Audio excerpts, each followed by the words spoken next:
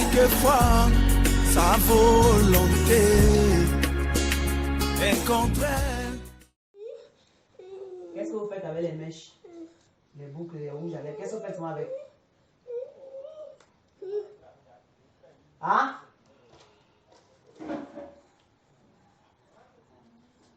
Qu'est-ce que vous faites souvent avec les mèches, les rouges à lèvres, les boucles, les maquillages? Vous faites souvent quoi avec? Hein?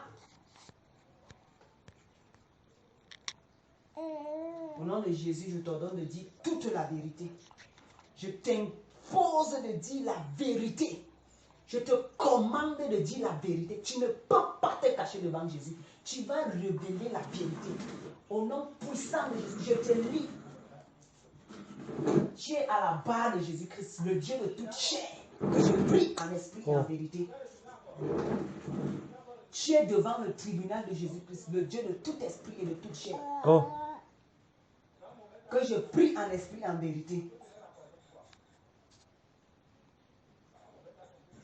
Et tu vas dire, je dis, tu ne peux pas mentir à Jésus-Christ parce que Jésus-Christ connaît déjà la vérité. Qu'est-ce que vous faites souvent avec les mèches, avec les boucles et tout le reste? Qu'est-ce que vous faites souvent? Hein?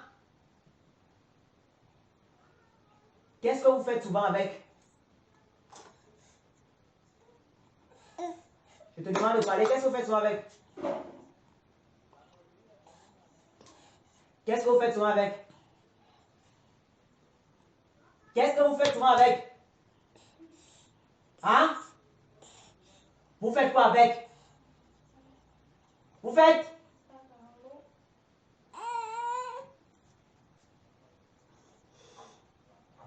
Vous partez dans l'eau avec elle. Vous partez dans l'eau avec. Et ça fait quoi quand les gens portent ça? Quand les gens portent ça, ça fait quoi? Ça attire quoi? Ça attire quoi? Hein? Ça attire quoi? Hein? Quand les gens partent avec. Quand les gens portent ça, ça fait quoi? Ça attire quoi? Parle au nom de Jésus, ça fait quoi? Hein? Ça fait quoi?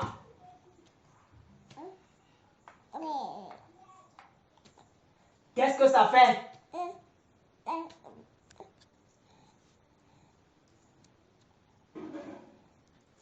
Qu'est-ce que ça fait? Qu'est-ce que ça fait? Ça fait quoi? Quand les gens mettent ça sur eux, quand les gens portent tout ça, qu'est-ce que ça fait? Hein? Ça fait quoi? Hein? Ça attire les mamiwata. Les mamiwata, c'est quoi? Hein? Hein?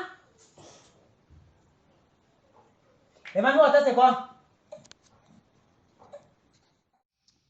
Ok. Alléluia, shalom, bonjour, fidèles auditeurs du monde entier. C'est encore moi, votre serviteur, votre frère, Placide Roberto Ekata, sur votre chaîne d'exhortation YouTube, Exode TV. Alors, c'est encore un plaisir pour moi de venir devant vous afin de vous raconter un témoignage, une expérience que nous avons eue pendant que nous étions dans la ville de Bertois. C'est une expérience concernant la sirène des eaux et comment est-ce que l'ennemi fait pour envoûter différentes personnes au travers des parures mondaines. Alors la parure, c'est quoi, bien aimé? La parure, c'est toute chose qu'une personne peut revêtir sur soi, toute chose qu'on peut revêtir sur soi. Mais avant de commencer, bien aimé, à relater cette petite expérience, j'aimerais d'abord que nous puissions consacrer ces moments, ces temps, dans la présence de notre glorieux Seigneur qui nous accorde encore cette grâce d'être ici présent. Parce que sans lui, nous ne pouvons rien. Alors nous allons remettre ce moment entre ses mains. Tendre Père Céleste, nous te remettons encore entre les mains ces moments. Viens encore, Saint-Esprit de Dieu, être tout au long de cet enseignement. Au nom puissant de Jésus, Père éternel, nous te rendons encore infiniment toute la gloire. Dans le nom précieux de Jésus-Christ. Amen. Alors, bien-aimés, lorsque nous allons parler des parures, il est question ici, bien-aimés, de préparer l'épouse de Christ pour l'enlèvement. Vous savez, le Seigneur Jésus-Christ est déjà à la porte. Et pendant que le Seigneur Jésus-Christ est déjà à la porte, bien-aimé, il y a des différentes stratégies que l'ennemi est en train de mettre en place afin d'amener les gens à pécher. Et ces différentes stratégies sont généralement appelées le levain de la chair. L'ennemi met des choses en place, bien aimé, qui vont lever la chair des gens afin de continuer à vivre dans le péché. En fait, il faut comprendre que le péché, c'est toute une industrie. Le péché, bien aimé, ce n'est pas premièrement le péché. Il y a différents mécanismes qui font en sorte que les gens aboutissent au péché. C'est pourquoi, pour annihiler le péché dans sa vie, pour anéantir la question du péché dans sa vie, bien aimé, il faut regarder les différents levains de la chair qui sont encore dans nos vies afin de nous amener à pécher. C'est comme ça que vous allez voir, bien aimé, que, comme la Bible dit dans le livre de Romains, la foi vient de ce qu'on entend. Et ce qu'on entend doit venir de la parole de Dieu, bien-aimé. Quand on dit la foi, c'est-à-dire l'espérance, sa confiance vient de ce qu'on entend. Et donc, si tu commences à suivre des choses, bien-aimé, qui ne t'édifient pas quotidiennement, c'est normal, bien-aimé, que ta foi soit mal cadrée. Alors, Satan utilise des choses, bien-aimé, afin de mal cadrer notre foi, afin de mal cadrer nos croyances. Et c'est ça qui peut être des portes ouvertes pour des démons, des portes ouvertes pour des péchés. Alors, comment s'est déroulée cette expérience, bien-aimé? J'aimerais d'abord dire en amont, bien-aimé, qu'au cours de cette expérience, nous avons fait la délivrance d'une sœur, d'un esprit qui a commencé à nous relater plusieurs choses concernant l'esprit des eaux. Alors, comment s'est déroulée cette expérience? Je me suis rendu dans la ville de Bertois en mi-mai. Je ne me rappelle plus trop la date, je me suis rendu dans la ville de Bertois. J'avais été invité par un de mes frères, un de mes fils dans la foi, à aller passer un séjour, parce qu'on s'était séparés, ça faisait déjà longtemps. J'arrive donc dans la ville, bien-aimée. Quand j'arrive dans la ville, on m'accueille, tout se passe bien. Et le lendemain, quand je suis là, je me suis rendu compte qu'il y avait la sœur de mon ami en question qui était souffrante. En fait, elle sentait un mal de dos qui lui clouait au lit et qui se manifestait aussi par plusieurs autres symptômes. En fait, c'était une maladie que la sœur était déjà en train de vivre. Alors, ayant vécu plusieurs expériences avec mon ami lorsque nous étions ensemble, mon ami m'a demandé de prier pour la sœur. Bon, bien aimé, moi j'étais un peu... Bon, j'avais la tête à autre chose. Je voulais visiter la ville, je voulais faire beaucoup d'autres choses. Il me dit, frère, prions. Je dis que oui, nous allons prier. Je remettais toujours la prière plus tard. Je ne faisais que remettre la prière plus tard. Jusqu'à ce qu'un jour, je me rappelle, un certain jour, nous étions en train d'aller dans un programme de veillée. L'église avait perdu une sœur et il était question, n'est-ce pas, pour nous d'aller assister la famille en prière. Alors que nous avions fini de nous apprêter, le frère en question m'a demandé de prier pour la sœur. Il m'a demandé de prier pour la sœur avant que nous n'allions. Cloué au mur, bien aimé, je n'avais d'autre choix que de le faire. Nous sommes donc entrés dans la maison parce que c'était une petite pièce, une petite chambre. Fermer la porte. Et là, nous avons engagé la prière de délivrance. Nous avons commencé à prier. Nous étions seulement entrés dans la pièce. J'étais en train de diriger la prière. J'ai donc commencé à prier. J'ai commencé à prier. Commander à l'esprit de sortir. Commander à l'esprit de sortir. Nous avons fait à peu près une heure comme ça. Une heure de temps. C'est après une heure de temps, bien aimé, que l'esprit a commencé à se manifester. L'esprit a commencé à se manifester. À nous donc de questionner l'esprit pour savoir qui était en train de se manifester dans le corps de cet enfant, qu'est-ce qui est en train de se passer? J'ai donc posé la question, qui es-tu à l'esprit qui est en train de se manifester dans le corps de cette jeune dame? L'esprit m'a répondu que c'est sa maman. Je vais cacher ici les noms pour ne pas exposer la vie de certaines personnes. L'esprit m'a donc répondu que c'était la maman qui était en train de se manifester dans le corps. J'ai demandé aux gens qui étaient autour de moi, est-ce que vous connaissez le nom? Tout le monde m'a fait savoir que c'était le nom de la maman. En fait, c'est comme ça que j'ai su que c'était la maman qui était en train de se manifester dans le corps de cette jeune demoiselle. Après, j'ai continué à poser la question, pourquoi est-ce que vous voulez entrer? La maman a commencé à me raconter, elle a donné deux arguments. Elle m'a dit que bon, elle a bloqué son étoile et que la fille était censée ne pas être toujours dans le pays et qu'elle a bloqué son étoile, etc. Mais j'aimerais préciser, bien aimé, que quand la délivrance était en train de commencer, nous étions en train de commencer la délivrance, tant que l'esprit ne parlait pas. Le Seigneur a mis dans mon cœur, n'est-ce pas, d'enlever les boucles d'oreilles que la sœur était en train de porter. Et c'est quand j'ai commencé à enlever les boucles d'oreilles, bien aimé, c'est à partir de ce moment-là que l'esprit a commencé à se manifester, jusqu'à ce que l'esprit a commencé à parler et à avouer ces différentes choses. Alors, bien aimé, après que l'Esprit nous a dit qu'il avait bloqué son étoile et qu'elle avait empêché le voyage de sa fille, que la fille ne devait plus être dans le pays depuis des années. Bon, étant pressé pour aller au deuil, j'ai demandé que la délivrance s'arrête d'abord là. On va leur remettre ça plus tard. Mais entre-temps, le mal que la sœur avait était en train d'augmenter, était en train d'augmenter. Nous sommes allés au deuil. Et le lendemain, après la prière, bien aimée, des choses ont commencé à sortir sur le dos de la sœur. C'était vraiment, je ne sais pas si c'était des abcès, mais la peau était en train de sortir de petites boules, de petites boules, de petites boules. Et le lendemain, où on devait remettre la prière, trop occupé, trop fatigué parce que nous sommes rentrés très tard, nous avons remis la prière au jour qui suivait. Alors le jour qui suivait, bien aimé, nous avons encore fermé la porte, nous avons recommencé la prière, bien aimé. Pendant que nous avions commencé, nous étions peut-être à 1h30 de prière, l'esprit ne se manifestait pas toujours. Et là, nous avons commencé à prier. J'ai ordonné, n'est-ce pas, que nous fassions une prière de repentance au Saint-Saint. Nous avons d'abord mis pause à la délivrance. Nous avons commencé à nous repentir personnellement. Bien aimé, après cette repentance, quand je me suis avancé vers l'esprit, j'ai commencé à poser des questions à l'esprit. L'esprit a encore recommencé à répondre. J'ai demandé donc à l'esprit, comment est-ce que tu as fait pour entrer dans le corps de ta propre fille? Comment est-ce que tu as fait pour entrer dans le corps de ta propre fille? Quel est le contact qui a fait en sorte que tu puisses entrer dans sa propre vie? Et pendant que j'ai posé cette question à l'esprit, l'esprit m'a relaté que, en fait, l'esprit humain qui est en train de parler dans le corps de la sœur, c'est-à-dire que la maman qui est en train de parler dans le corps de sa fille, a commencé à dire que non, ils sont partis voir un marabout. Un marabout, n'est-ce pas, qui se trouvait dans la même ville que nous. J'ai demandé le nom du marabout, on m'a donné le nom du marabout, j'ai demandé le quartier du marabout, l'esprit m'a encore donné le quartier du marabout. Et puis j'ai eu à interroger l'esprit concernant les parures mondaines, c'est-à-dire que les mèches, les boucles d'oreilles, les habits sexy, les pantalons, la mode et tout le reste. J'ai questionné, n'est-ce pas, l'esprit concernant tout ça. J'ai demandé à l'esprit qu'est-ce qu'ils font souvent avec ces choses-là. Et l'esprit m'a donné une réponse, n'est-ce pas, qui était précise et qui a aussi étonné plus d'un. L'esprit a dit qu'avec toutes ces choses-là, n'est-ce pas, ils ont souvent l'habitude de partir dans l'eau avec. Je parle bien des parures, tout ce qu'on rajoute. C'est-à-dire que les faux cils, les faux ongles, les faux cheveux, tout le reste, tout ce qu'on rajoute. Quand j'ai posé cette question à l'esprit bien-aimé, il m'a dit qu'ils ont l'habitude de partir sous la mer avec. Et que lorsque ces choses sont utilisées par des sœurs, automatiquement ça les invite et cela crée, n'est-ce pas, des blocages. J'ai demandé à l'esprit que comment est-ce que ça se manifeste. Et l'esprit m'a répondu que ça se manifeste souvent par le manque d'emploi.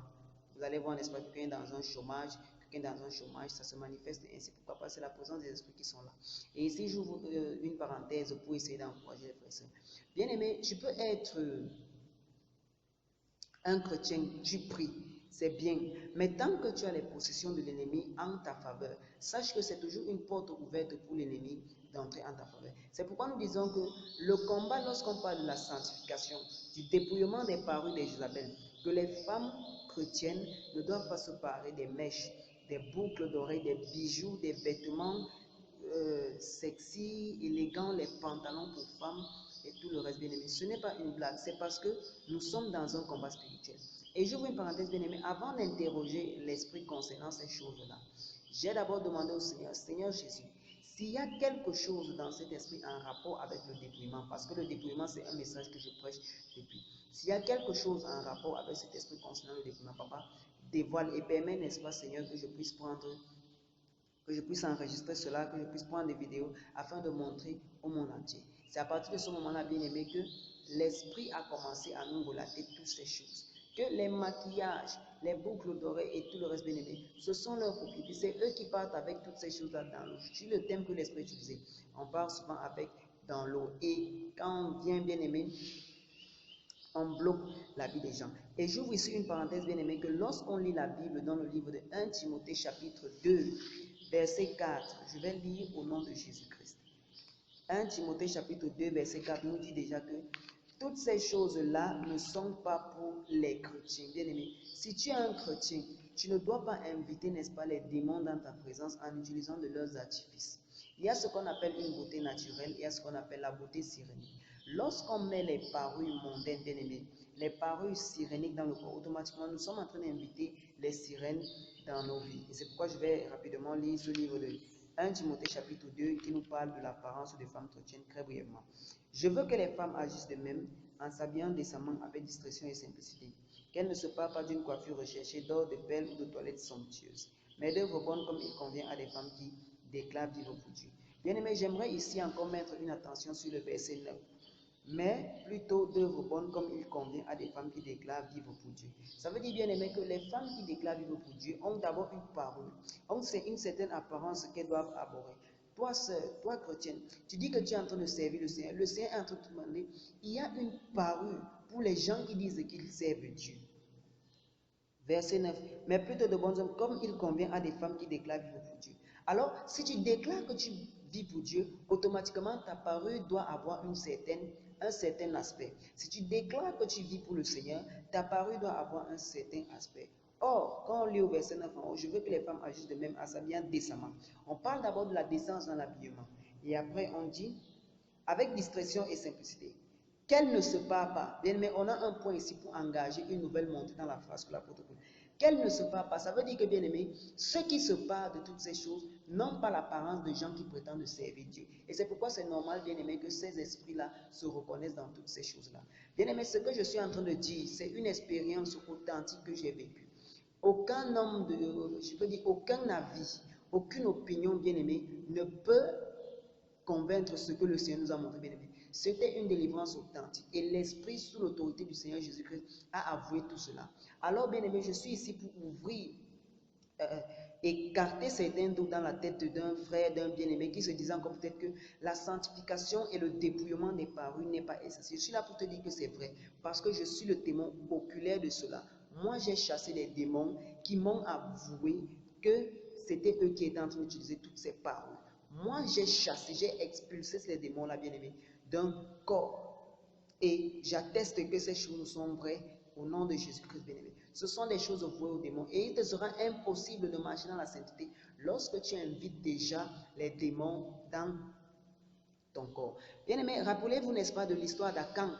Akan qui avait pris, n'est-ce pas, les biens voués par interdit lorsque le Seigneur les avait demandé d'amener la destruction totale. Il a pris ses bijoux, il est parti les cacher, bien-aimé, sous la maison. Et avec ça, Israël ne pouvait plus, n'est-ce pas, combattre l'ennemi. Pourquoi? Parce qu'il y avait de l'interdit. Tant que tu as les possessions de l'ennemi, bien-aimé, en ta présence, il devient difficile de commencer à combattre l'ennemi, de s'opposer à Satan. Et donc, je referme la parenthèse. Après que l'Esprit nous ait relaté tout cela sur le dépouillement, bien-aimé, nous avons enregistré certaines séquences. Par la grâce de Dieu, nous allons peut-être diffuser les audios, les quelques courtes audios que le Seigneur nous a permis de prendre, afin que le monde entier puisse être témoin de cela. Et donc, après cela, j'ai eu à questionner l'Esprit concernant le verre qui était en train de déranger la sœur.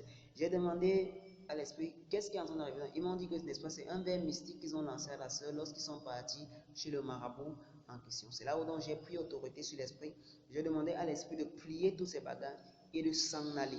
Bien aimé, automatiquement, la fille a commencé à se manifester, s'agiter, jusqu'à ce qu'elle est tombée au sol et l'Esprit s'en est allé.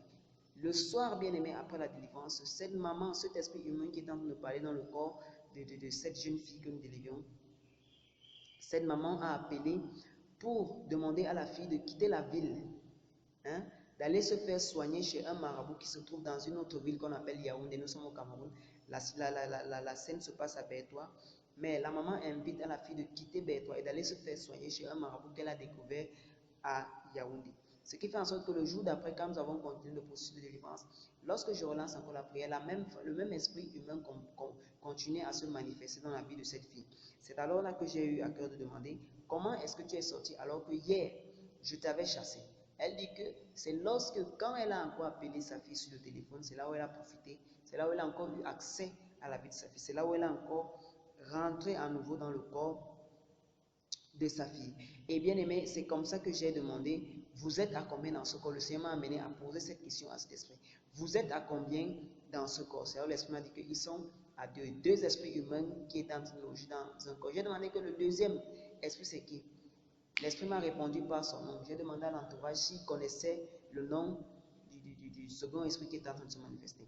Le second esprit, les gens m'ont dit que oui, ils connaissent le nom. C'était la belle-sœur de la fille qui était possédée, que nous étions en train de délivrer. Et j'ai donc demandé à cet esprit Comment se fait-il que tu puisses parler dans le corps alors que